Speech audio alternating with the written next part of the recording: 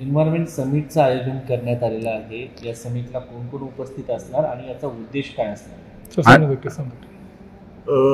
9 जानेवारीला मुंबईमध्ये YV चव्हाण सेंटरमध्ये आम्ही पर्यावरणावर परिषद आयोजित केलेली आहे.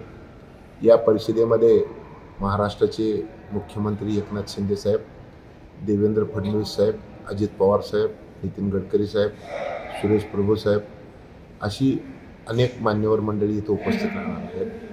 आणि ह्याचा उद्देश एकच आहे की IPCCच्या रिपोर्टप्रमाणे 2050 नंतर पृथ्वीवर मानवजातीचं राहणं अशक्य होणार आहे.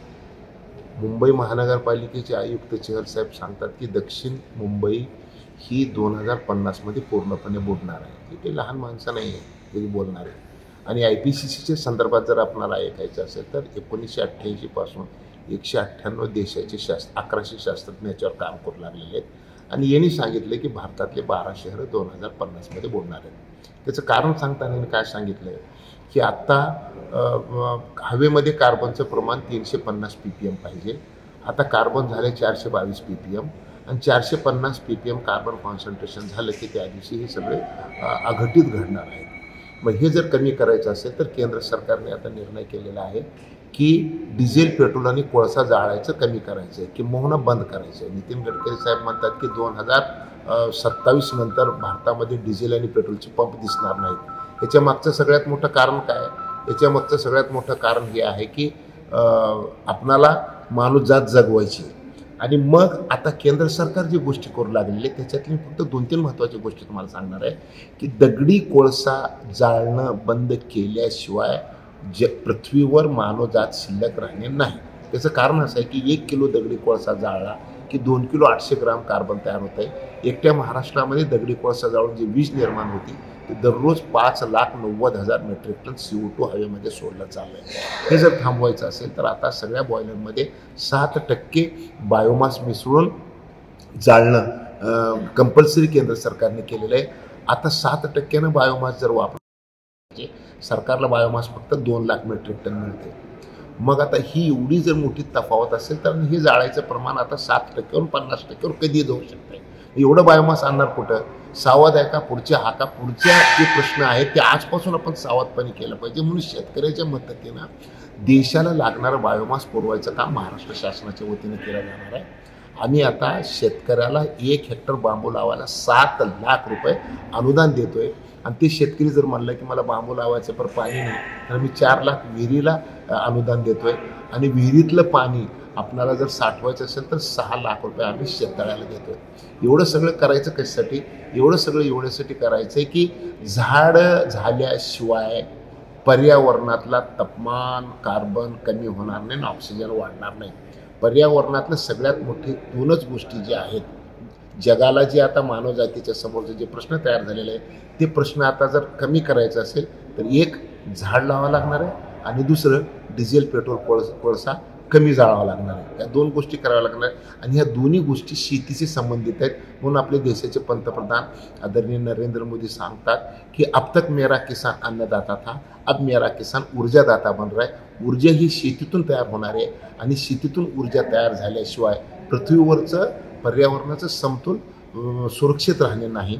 ते करण्यासाठी आम्ही सगळे मुख्यमंत्री, उपमुख्यमंत्री, नादेर गोदरेज सारखे उद्योगपती, त्याच्याबरोबर अदानी ग्रुप सारखे मोठे उद्योग, त्याचबरोबर सगळे जिल्हाधिकारी, जिल्हा परिषदचे CO आणि सचिव महोदय, शेतकरी आणि उद्योजक या सगळ्यांना एका छताखाली आणायचं काम आम्ही करतोय.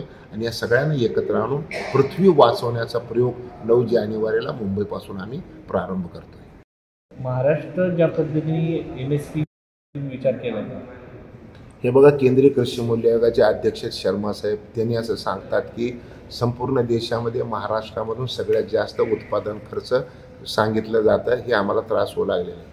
त्याच्यामुळं महाराष्ट्र शासनाचे कृषी मंत्री धनंजय मुंडे साहेबांबरोबर मी चर्चा केली आणि त्यांनी सांगितलं की जर देशामध्ये सगळ्यात जास्त उत्पादन खर्च जर महाराष्ट्रातून येत असेल तर आपल्याला एक काम करावं लागणार आहे. देशभरातल्या सगळे उत्पादन खर्च काढणाऱ्या ज्या संस्था आहेत देशभरातल्या वेगवेगळ्या राज्यातल्या सगळ्यांना एकत्र आणावं लागणार आहे. आपलं चुकतंय का त्यांचं चुकतं हे एकदा बघायचं आहे. सगळ्यात महत्त्वाची गोष्ट म्हणजे देशातलं 60% उत्पादन एकट्या मध्य प्रदेशमध्ये होते आणि मध्य प्रदेश सरकारने 4,600 रुपये उत्पादन खर्च मागितले केंद्र सरकारला आणि महाराष्ट्र सरकारने 7,000 मागितले. 4,600 आणि 7,000 एवढं मोठं डिफरन्स आहे. आणि म्हणून आता शेतकऱ्यांना मिनिमम सपोर्ट प्राईस पाहिजे का मॅक्झिमम सपोर्ट प्राईस पाहिजे असा प्रश्न तयार होतो. का तर आता सोयाबीनमध्ये उत्पादन खर्च सोयाबीनमध्ये MSP-पेक्षा जास्त भाव आहे तरी शेतकरी समाधानी नाही. म्हणजे जो उत्पादन खर्च आहे त्या उत्पादन खर्चावर शेतकरी आता समाधानी नाही. मिनिमम सपोर्टवर मॅक्झिमम प्राईस त्याला पाहिजे आहेत आणि मॅक्झिमम पाहिजे जर असेल तर मग आता उत्पादन खर्च काढण्याची पद्धत आणि त्याचं सगळं एकूण देशभरातलं जे काही चालू आहे त्याची कुठेतरी एकवाक्यता आणणं गरजेचं आहे. आणि ही एकवाक्यता आणण्यासाठी देशाला स्वातंत्र्य मिळाल्यानंतर पहिल्यांदा मुंबईमध्ये आम्ही परिषद घेतोय. देशभरातल्या सगळ्या राज्यातल्या केंद्र सरकारला उत्पादन खर्च सुचवणाऱ्या व्यवस्थांचं 2 दिवसाचं कार्यशाळा आम्ही मुंबईत घेतोय. आणि नेमकं त्या दिवशी आम्ही बघणार आहे की महाराष्ट्राचं चुकतंय का देशातल्या इतर राज्याचं चुकतंय आणि खऱ्या अर्थानं शेतकऱ्याचं उत्पादन खर्च वाढलेला आहे. आणि ते वाढलेलं उत्पादन खर्च प्रामाणिकपणे केंद्र सरकारला कळवायची जबाबदारी महाराष्ट्र शासनाची आहे. त्याचबरोबर देशातल्या इतर राज्यांना आम्ही सोबत घेणार.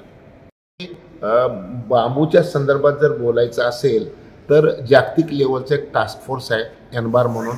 त्याचं हेड ऑफिस बीजिंगला आहे. त्याचे जे प्रमुख आहेत डायरेक्टर जनरल ते येणार आहेत. नंबर 2 नेदरलँड, फिनलँड आणि भारत सरकार या तिघाच्या वतीनं जगातली पहिली बांबूपासून इथेनॉल निर्मितीची रिफायनरी 6 कोटी लिटर वार्षिक क्षमतेची ह्याचे जे CMD आहेत भास्कर फोकन ते या कॉन्फरन्सला येणार आहेत. त्याचबरोबर भारताला सगळ्या बॉयलरमध्ये बायोमास किती लागणार आहे हे सांगण्यासाठी नॅशनल बायोमास मिशनचे डायरेक्टर येणार आहेत. भारत सरकारचे कृषी सचिव येणार आहेत मनोज आहुजा साहेब. त्याच्याबरोबर कृषी, पर्यावरण, आदिवासी, ग्रामीण विकास हे भारत सरकारचे सचिव मंडळी येणार आहे. आणि महाराष्ट्रातले पर्यावरण सचिव दराडे साहेब, ढाकणे साहेब ही सगळी मंडळी कामाला लागले आहेत. आणि सगळ्यात महत्त्वाचं म्हणजे आपले महाराष्ट्राचे उद्योग मंत्री उदय सामंत साहेब हे 1 महिन्याच्या आत बांबूचं औद्योगिक धोरण जाहीर करणार आहेत. आणि म्हणजे एकूण सगळं जर आपण पाहिलं तर जमिनीपासून आभाळापर्यंत ज्या ज्या गोष्टी करणं गरजेचं आहे मानवजात वाचवण्यासाठी त्या सगळ्या गोष्टीचं विचार महाराष्ट्र सरकार करतं आहे. आणि महाराष्ट्र सरकारच्या सहकार्यानंच ही संस्था म्हणजे ही परिषद होते. ही संस्था म्हणजे फिनिक्स फाउंडेशन नावाची माझी संस्था आहे लोदगा जिल्हा लातूर इथली. या संस्थेच्या वतीने कार्यक्रम होणार आहे. तर या कार्यक्रमाला पूर्ण सहकार्य राज्य सरकारचं आणि मुख्यमंत्री महोदयांचं.